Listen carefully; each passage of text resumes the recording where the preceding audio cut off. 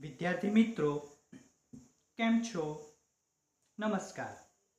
આજે આપણે lead nitrate અને પોટેશિયમ આયોડાઇડ વચ્ચેની પ્રક્રિયાને સમજીએ.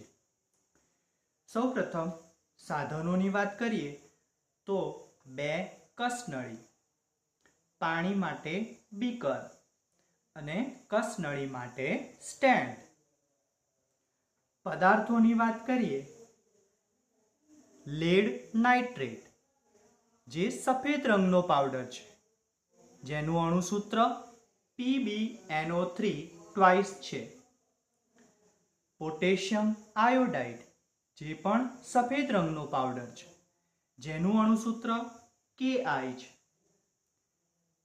પાણી જેનું અણુસૂત્ર H2O છે. વિદ્યાર્થી મિત્રો, સૌપ્રથમ આપણે આ લેડ નાઇટ્રેટનું જલીય દ્રાવણ બનાવીએ. એટલે હું થોડું લેડ નાઇટ્રેટ જે છે તેને કસનળીમાં લઈશ. આ રીતે કસનળીમાં લઈશ.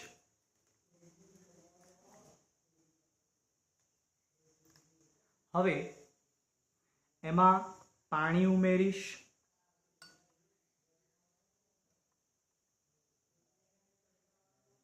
આ રીતે તમે જોઈ શકો છો કે લેડ નાઇટ્રેટનું જલીય દ્રાવણ અહીંયા તૈયાર થઈ જશે.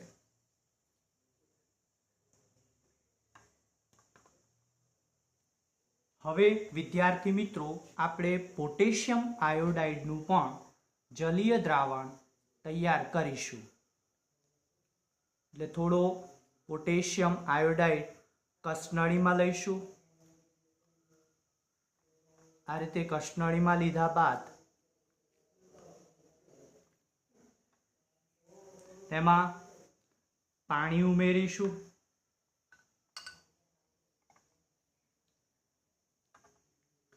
આ રીતે તમે જોઈ શકો છો એનું પણ જલીય દ્રાવણ આપણી પાસે તૈયાર થઈ ગયું છે.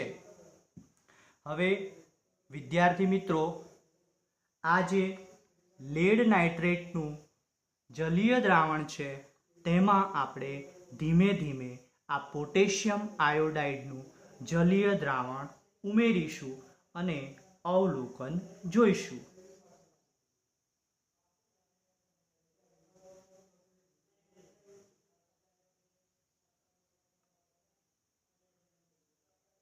વિદ્યાર્થી મિત્રો, તમે જોઈ શકો છો અહીંયા કે આપણને આ રીતે પીળા રંગનું અહીંયા એક પદાર્થ મળે છે.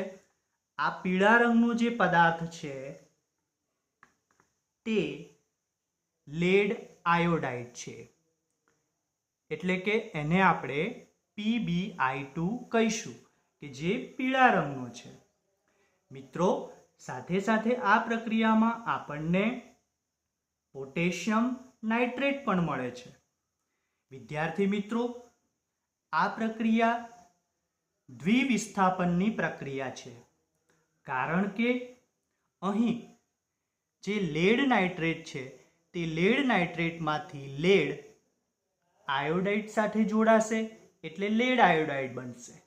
અને આ પોટેશિયમ આયોડાઇડનો પોટેશિયમ જે છે તે નાઇટ્રેટ સાથે જોડાશે એટલે સાથે સાથે પોટેશિયમ નાઇટ્રેટ પણ મળશે. આમ આ પ્રક્રિયા દ્વિવિસ્થાપન પ્રક્રિયા તરીકે ઓળખાય છે. Thank you. અમારી ચેનલને સબસ્ક્રાઇબ અને લાઈક અવશ્ય કરશો. સાથે સાથે તમારા મિત્રોને પણ શેર કરશો. Thank you.